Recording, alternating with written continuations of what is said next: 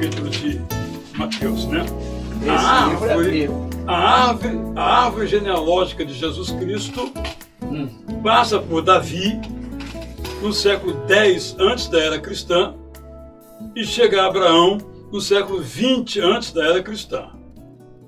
Aí o meu revisor, um deles, disse, não, mas está errado, como é que você começa com 10 e vai para o 20? É exatamente essa ideia que as pessoas têm que entender. Então, quando você está lendo o Antigo Testamento, o número vai contando negativo, vou chamar de negativamente, até você chegar à última datação possível, que é 420, o último evento narrado no Antigo Testamento datável, 420 antes de Cristo. E depois você vem até Abraão, que não temos uma certeza, mas é século 20 antes de Cristo. Então é uma história que vai do século 20 antes de Cristo ao século V antes de Cristo. Esse é o período do chamado Antigo Testamento datável. Porque você tem antes de dilúvio, você tem Noé, essas coisas não são datáveis, não tem como você datar. Você tem que seguir o conhecimento científico disponível a esse respeito. Mas eu queria fazer um desafio aqui a você, que é o seguinte: como é que nós lidamos com os números na Bíblia? Eu me refiro ao número 1000. Ok. Então, quando Davi manda fazer o censo, isso está aqui nesse volume 2, a história de Israel, o número que ele chega a contar lá é 2 vezes mais a população de todo Israel. Como explicar isso? Bem, eu acho que é muito fácil, muito simples. É que a palavra para 1000 é Elef. Elef pode ser 1000, guarnição, tropa, família. Tudo isso é a palavra Elef. Por que os tradutores usaram 1000? Por quê? Porque é mais fácil você pegar logo a primeira acepção, você não pesquisar. Então eu traduzo de tal modo que Elef é uma unidade determinada. Então, 186.000, na verdade, são 18.600, porque são 18.000 unidades de 10, como se fosse. Né? Então, eu acho que isso dá à Bíblia. Primeiro que ela não diz que é 1000, ela diz que é Elef. Entendi. Então, nós temos que buscar qual a melhor tradução para Elef.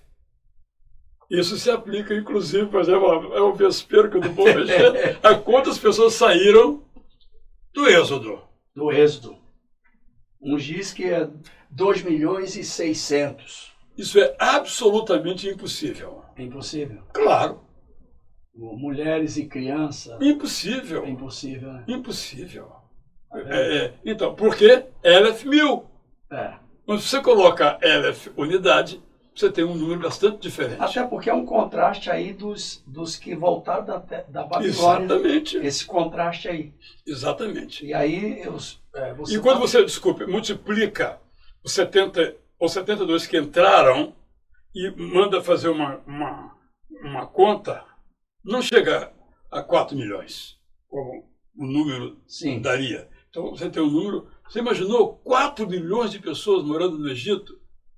A força, inclusive a força política que teriam, era um grupo menor, sem dúvida alguma, um grupo menor. Mas a Bíblia está errada. Não é isso, gente. Estou falando de tradução, de como a palavra Elef foi vertida, foi traduzida. É importante também considerar que ela foi escrita em hebraico, aramaico e grego. Exatamente. E às vezes não existem palavras para o nosso português. Por exemplo, eu tive dificuldade quando eu fui ler o capítulo 30 de Provérbios, que fala de 4 seres pequenos. Fala da formiga, fala do coelho, fala do gafanhoto. Quando chega em lagartixa, uma diz que é aranha. Aí eu disse, como é que eu vou pregar agora? As pessoas estão lendo a Bíblia ali e estão vendo que... Eu estou lendo que é lagartixa e o outro, noutra tradução, está dizendo que é aranha. É uma diferença muito grande. E aí eu fui pesquisar e fiquei pesquisando. Deve ter aí alguma coisa, não? Lembra o versículo? Eu acho que é o versículo capítulo 30, veja se é o 12. Eu estou aqui no 30 aqui. É o capítulo 30. Uhum. 4 coisas pequenas demais. Aí fala da formiga. 24 a 28. É. Há na Terra 4 pequenos animais com os quais podemos aprender muito. Sim. São eles a formiga, as formigas que, embora frágeis, preparam no verão a sua comida para ter o que comer no inverno. E eu tenho uma casa no interior de São Paulo. Meu grande problema são as formigas, preparando a comida delas. E a comida delas é a minha grama, né? Não é o problema. Os coelhos selvagens, que embora pequenos constroem suas casas nas pedras. Os gafanhotos, que embora não tenham um líder, só andam em bandos organizados. As lagartixas, que embora fáceis de capturar, são suficientemente hábeis para entrar em mansões luxuosas. Eu uso lagartixa. E eu descobri que era lagartixa. Porque em muitas outras bíblias está aranha. Outra questão é do abutre, urubu. Aí, porque também no meu trabalho eu procuro usar uma palavra ou outra que faça sentido para nós. Por exemplo, quando eu falo em Isaías sobre uma promessa, mesmo que o carvalho esteja já no chão, tem uma outra árvore ali mencionada. E eu descobri, terebinto. Né? O que é o terebinto? Não há um consenso na pesquisa sobre o que seja essa árvore terebinto. E uma das possibilidades é o pistacheiro. E como a pistache é um dos nossos sabores preferidos de sorvete, eu achei que isso criaria um vínculo com o leitor. Então eu digo, mesmo que o pistacheiro seja arrancado e o carvalho esteja derrubado, vão frutificar por causa da minha graça. Eu acho que isso dá uma maravilha ao texto, porque a Bíblia é para maravilhar o leitor. Agora, quando nós chegamos na parte da genealogia, de Mateus e de Lucas, isso, em que muitos têm a dificuldade, por quê? Porque Jesus descendeu de Abraão, de Salomão ou de Natã. Certo. Então, em Mateus, há ali o nome de 3 mulheres e de forma oculta há alguém que o nome não está, que é Salomão, que é filho de Davi e Batseba, que foi mulher de Urias. Uhum. Né? Na verdade, em algumas Bíblias não fala o nome de Betseba, oculta. Diz aquela que foi mulher. Uhum. Então, eu acho que às vezes nós queremos que o autor bíblico pense como nós pensamos. Sim. Quando, no caso de um especialista na Bíblia, nós temos que pensar como eles pensavam. Cronologia, para nós é essencial. Para eles, isso não tinha a menor importância, até porque não tinha calendário. Então, a cronologia não era importante. Então, você às vezes tem relatos que estão fora de ordem. Por exemplo, o livro de Jeremias. O que eu faço no livro de Jeremias, aqui nesse volume mais trabalhoso e o mais longo? Foi mesmo? Os profetas porque maiores. Os chamados porta-vozes de Deus Eterno, ou profetas, eu não uso a palavra profeta, não? Porque eu não vejo, ela só é usada, ela é grega, né? Como é que eu vou usar grego no Antigo Testamento? Esse é um outro assunto. Então, o que eu faço no caso de Jeremias? O pessoal fica sem entender, porque Isaías está no calabouço, no capítulo anterior, e no seguinte está no palácio. Então, porque Jeremias não está em ordem cronológica. Então pode ser que o capítulo 18 esteja bem antes do capítulo 20? Perfeitamente. Então, não é que esteja. Então, por exemplo, antes do capítulo 20. Eu quis dizer. Aqui está Jeremias. O capítulo 20 antes do capítulo 18. Eu inverti. Aqui está Jeremias. Que são livros poéticos. Praticamente todos. Jeremias tem narração. Por isso, você está vendo aqui, tem espaços em branco e tal. Quando acaba o capítulo 1, ou quando acaba cada capítulo, eu aduzo a seguinte informação. Para ler na sequência cronológica dos fatos, vá para o capítulo 2. Olha. Na página 271. No caso aqui é tranquilo. Mas vamos mais para frente. Capítulo 1, que é bem ao contrário. Essa informação é muito importante. Então, entre aspas, adicionalmente, não está nos originais, obviamente, nem poderia estar, por razões bastante claras. Né? Mas, eu só quero pegar um que é bem diferente aqui e nos ajuda a compreender. Quando é no próprio capítulo, eu coloco no mesmo capítulo. Aqui, isso que você falou do 20. O desafio de Pazur. Minha 13ª oração. São os títulos que eu dou. Convite ao louvor. Um mensageiro sem esperança. E quando acaba o capítulo 25, para ler na sequência cronológica dos fatos, vá para o capítulo 22. Olha aí. Não o 21. É muito importante. Quando isso. você lê o capítulo 21, para ler na sequência cronológica dos fatos, vá para o capítulo 30. Isso ajuda muito. Muito. Então, aí o leitor... porque eu traduzo com a cabeça do leitor. O que ele vai ler nessa palavra aqui? Ou, peraí, eu estou lendo que o cara... No caso de Herodes. Sim. Herodes morreu. Daqui a pouco ele aparece. Herodes o Grande. Aí depois, Herodes Antipas. Porque Herodes era um título. Depois Herodes Arquelau. Certo. Então eu coloco essas nomenclaturas. Tiago. Eu só fica louco, Tiago. Eu numero os Tiagos. Tiago I, ou Tiago I, Tiago II, Tiago III, que é o irmão de Jesus. Também é o mesmo. Sempre em itálico. Esse 3, esse terceiro, esse segundo, em itálico. A mesma coisa que a carta de Judas. Que alguém acha que é o apóstolo Judas. Ou um dos apóstolos. Na verdade, ele era um servo. Por isso que aparece lá.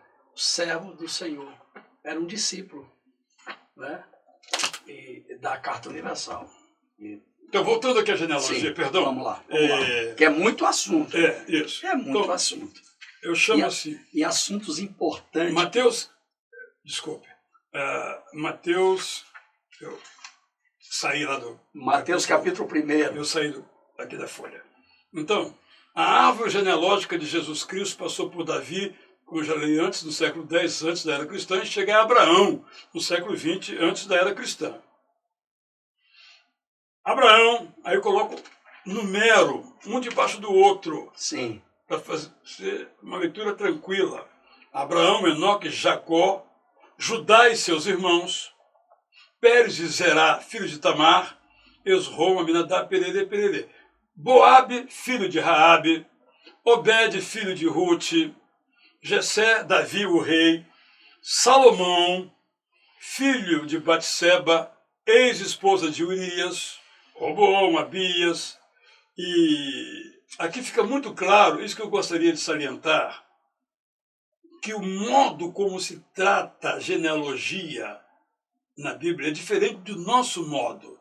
Tanto é que você tem uma seguinte informação aqui, quando eu falo de um desses personagens, está na outra lista lá que eu vou ler, ela tem gente que é trineto. Porque a palavra bene é filho, neto, bisneto, trineto e tudo que vier depois. Sim. Então, nós só temos, diferentemente nós temos, filho é uma coisa, neto é outra coisa, bisneto é outra coisa, trineto é outra coisa. Certo. Mas eu vi que você trata sua esposa de filha. Ela é sua filha? Não. Entendeu? As palavras têm essa riqueza. Aí vamos para tentar terminar o assunto, né? Para os ancestrais de Jesus,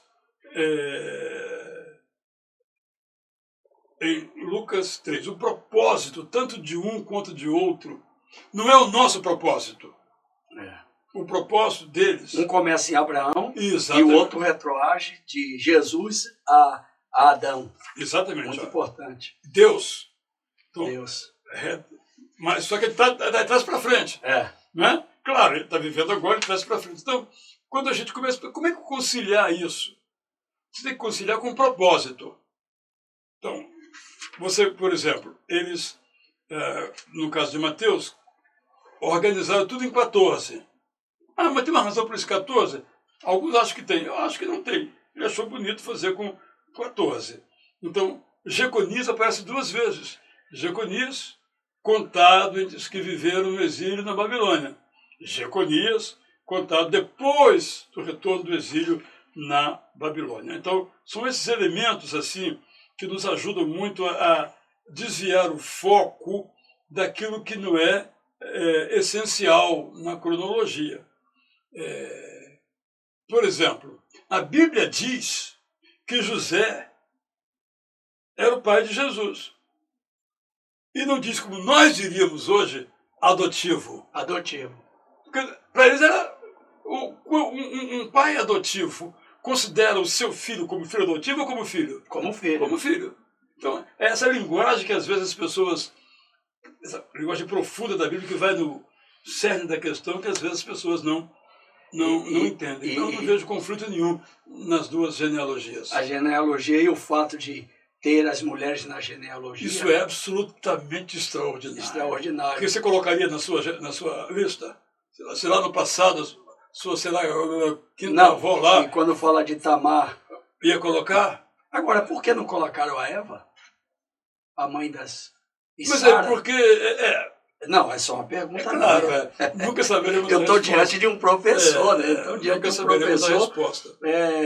Pastor Israel Belo, esse homem, essa sumidade, olha, essa obra aqui. Agora, para adquirir essa obra. Então, o senhor já fala. Mas antes eu só queria dizer o seguinte. Essa aqui não é uma versão para você levar para a igreja. É para estudar e pesquisar. Eu tenho um garoto na igreja que, antes do culto começar de noite, ele só vai à noite, ele trabalha durante o dia, ele é especial. Ele manda assim, você vai usar qual volume hoje na pregação? Aí ele leva aquele volume que eu vou usar principalmente, né? Então não é para isso, é para você ter em casa.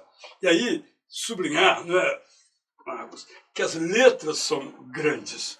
Não só são grandes, mas a entrelinha, que às vezes para quem usa óculos, né, esse pessoal que usa óculos, embaralha a leitura, a entrelinha é larga. Então, eu fiz... Com essa perspectiva. Eu quero fazer uma leitura aqui no comentário dos Salmos. Deixa eu ver o Salmo 91. 91? Deixa eu ver como é que está aí. Como é que está aqui. No começo, no caso? Leia aí. Se a sua segurança vem da presença do grandioso Deus e descansa no cuidado que Ele dá, você pode dizer, o Deus eterno é o meu abrigo. Dele vem a força. Dele vem a minha força, Ele é o meu Deus, nele confio. De fato, Deus o livrará das armadilhas e o defenderá dos perigos mortais. Como se fosse um pássaro que cobre o filhote com as suas penas e o protege sob as suas asas. Você não precisa ter medo. E seja de andar à noite ou de caminhar de dia, seja da doença e da origem desconhecida, ou da epidemia da causa conhecida. Se ao seu lado muitos morrem, sem que possa reagir, você não será atingido. Você viverá para ver com os próprios olhos o castigo que virá para os malvados. Se você disser que o Deus eterno é o seu abrigo e realmente nele se proteger, nenhum mal lhe acontecerá. Sua casa contaminada não será. Deus dará ordem aos anjos dele, determinando que mantenha você firme por onde caminhar. E os anjos de Deus pegarão você pelas mãos e os conduzirão de modo seguro, sem que venha a tropeçar. Se tiver que enfrentar um leão ou uma cobra, você esmagará tanto um quanto o outro. Deus claramente nos fala. Meu Deus. Aí vem. Deus claramente nos fala, uma vez que você, por amor a mim, se apegou e comigo mantém comunhão, eu protegerei, eu livrarei, você me chamará e eu lhe responderei. Na sua angústia, ao seu lado estarei. Sim, eu livrarei, eu honrarei. Será longa a sua vida por causa da minha graça. Ficou assim de forma tão poética. Até rimei, no caso foi de propósito. Aí, que legal. O que eu quis destacar nesse salmo? que essas promessas são condicionais. Sim. Não é para todo mundo. Então o cara pega, esse versículo foi na frente da sua casa, Sim. Né, no escritório, estou protegido. Mas como é que começa? Se a sua segurança vem da presença do grandioso Deus e descansa no cuidado que Ele dá, se é promessa condicional. Porque a Bíblia tem promessas incondicionais. Sim. Para todo mundo. Crentes e descrentes. E tem promessas condicionais. Tem promessas para quem obedece. Obedeceu. E tem promessas que, no caso de Israel, por exemplo, são condicionais, são também incondicionais. Tem as duas, né? Tem as duas. Mas, por exemplo, no caso de Israel, que é o grande problema, o vespeiro, Paulo é muito claro. Capítulos 10 e 11 de Romanos, me deu muito trabalho para traduzir, mas ele é muito claro. Quando fala de eleição, diz assim: quem crê entre os judeus ou israelitas, quem crê será salvo. É claro, a regra, como diz um comentarista esportivo aposentado, a regra é clara. A regra, todos têm que passar pelo mesmo elemento. E o elemento se chama fé em Jesus Cristo como Salvador.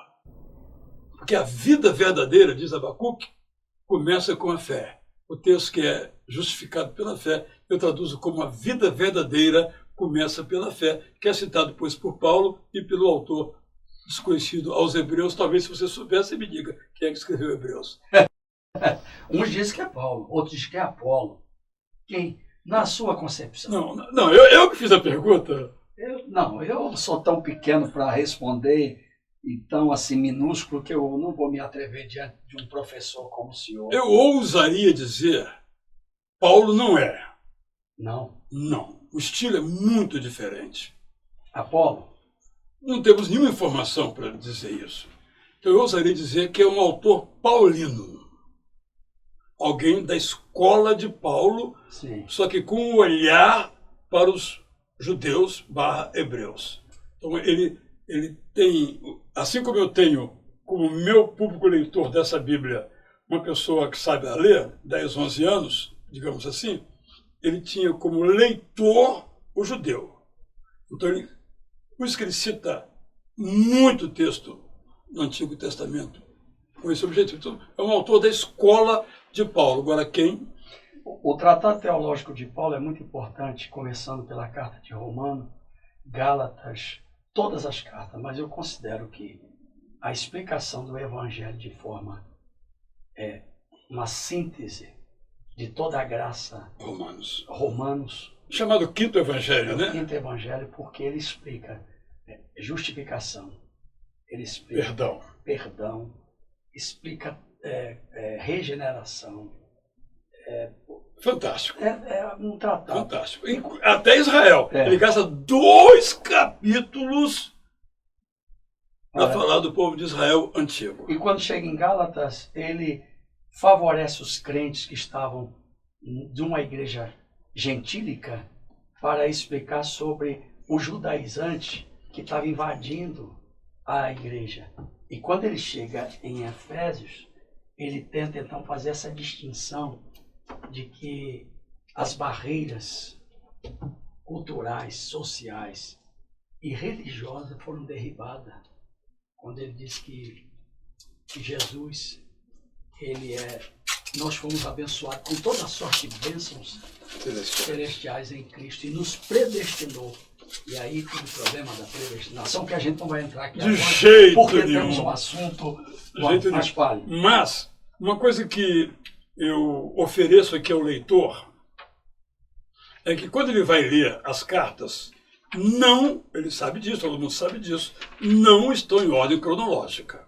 Ok. Estão numa ordem que os canonizadores escolheram. Então, ele lê assim: Carta de Paulo aos Romanos, Corinto, ano 57. Que legal. Aí ele vai para Gálatas. Porque, na verdade, Paulo, em Romanos, ele está dizendo assim: o que o pessoal anda pensando no geral? Eu sei que Entre os Efésios é isso. Entre os Gálatas é esse problema. Ele foi, lembrando desses problemas, escreveu aos Romanos, que é algo universal. Aí, quando nós chegamos em Gálatas, só para folhear aqui, primeira carta de Paulo aos Coríntios, Éfeso, ano 55. 57, olha, 55. Aí, só para terminar, vamos a Gálatas.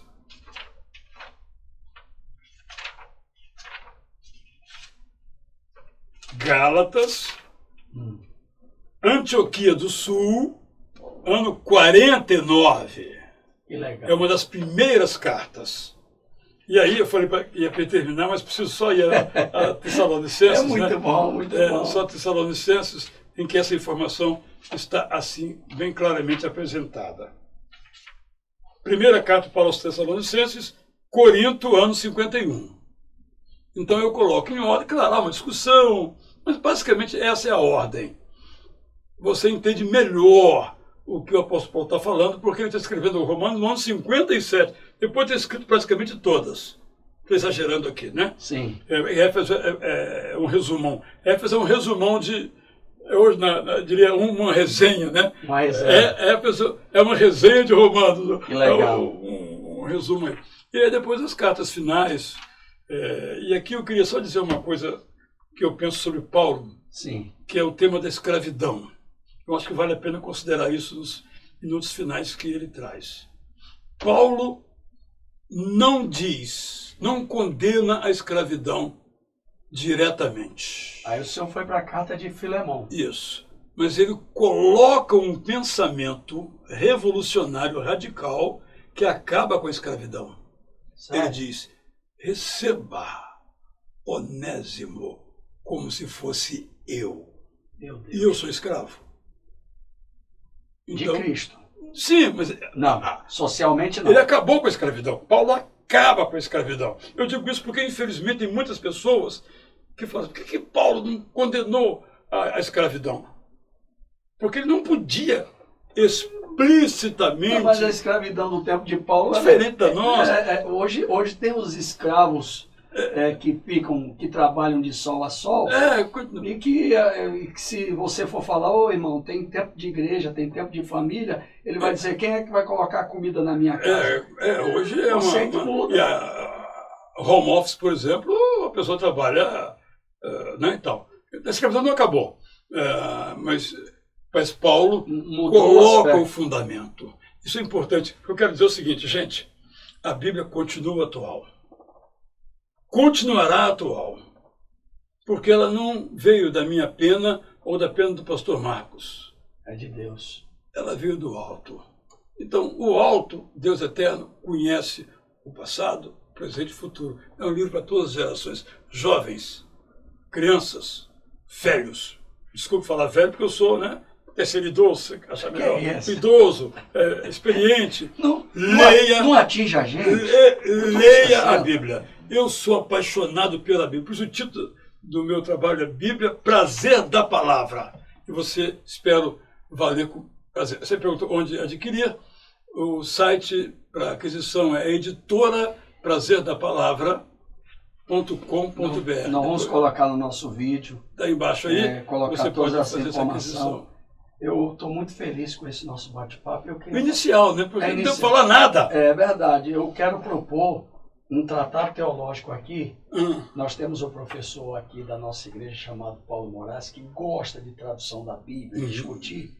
E eu estou propondo um outro podcast com uma plateia. Beleza. Para a gente conversar e abrir um grupo de perguntas. Perfeito. E aí o senhor, na sua agenda, nós vamos ver. Perfeito. Que nós vamos fazer um tratado teológico. A gente vai conversar. Em 1 hora, né? Não, tem que ser mais. A gente vai fazer isso aí. Sem esse compromisso de 1 hora. Marcos, meu compromisso é o seguinte: o leitor não sai com dúvidas. Aquele que blasfemar contra o Espírito Santo. Minha tradução é muito simples. Aquele que negar o papel do Espírito Santo não será salvo. É simples. Por que vamos complicar? A Bíblia é simples. O senhor tem sido convidado para ir participar de programas da Rede Globo. O senhor me disse uma frase muito importante. da forma que o senhor é recebido quando o senhor vai a essas emissoras, há um respeito. E esse respeito se dá porque é exatamente isso que Deus lhe proporcionou. E eu me sinto muito abençoado pela sua vida, pelo momento que a gente se encontrou lá no aeroporto. A gente já se conhecia, mas agora Deus nos aproximou. Foi muito bom. Eu me sinto valeu a minha viagem encontrá-lo, embora eu fosse para outro lugar, né? E eu quero dizer, pastor Belo, pastor Israel Belo, que nós não somos concorrentes. Sem dúvida. O senhor é da Igreja Batista, por favor, dê o endereço. Que dia tem como? Praça Barão de Corumbá, 49. Nós temos dois problemas. O senhor levou uma ovelha para lá, nossa, hein? Um pastor de lá casou com uma ovelha nossa. Mas aí foi por casamento, aí você sabe aí que... a gente vai ter que gravar no podcast. Exatamente. Então, olha, a nossa igreja tem dois problemas. Primeiro, o nome dela, Igreja Batista Itacuruçá. O que a pessoa logo pensa? Lá o balneário. Então, o nome é por causa do dono das terras, que foi comprado no século passado e tal. E a Praça Barão de Corumbá. Nem taxista sabe o que é. E a minha brincadeira é a seguinte: me leve na Praça Barão de Corumbá, não sei onde é que é. Sabe? Se você não souber, eu não pago. Se você souber, eu pago a conta. Se você não souber, você paga a conta. Aí, onde é que é? Vai. Aqui? Aqui é a Praça do Colégio Batista. É a Praça Barão de Corumbá, mas é 49, Tijuca, Rio de Janeiro, que eu digo que é a melhor igreja da Praça Barão de Corumbá. E a melhor igreja da Rua Amaral, sem ofensa a outra, que também sei que está aqui, é a Assembleia de Deus, Ministério Plena Unção. Gente, nós chegamos ao final e eu quero louvar a Deus por esse grande homem e dizer que a gente vive em comunhão. Eu estava meditando no Salmo 133 e escrevi 3 mensagens no Salmo 133.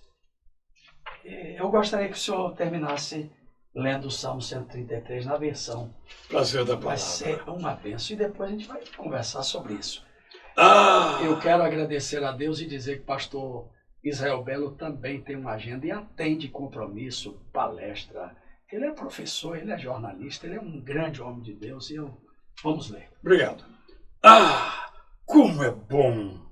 Como é agradável quando os irmãos vivem verdadeira amizade.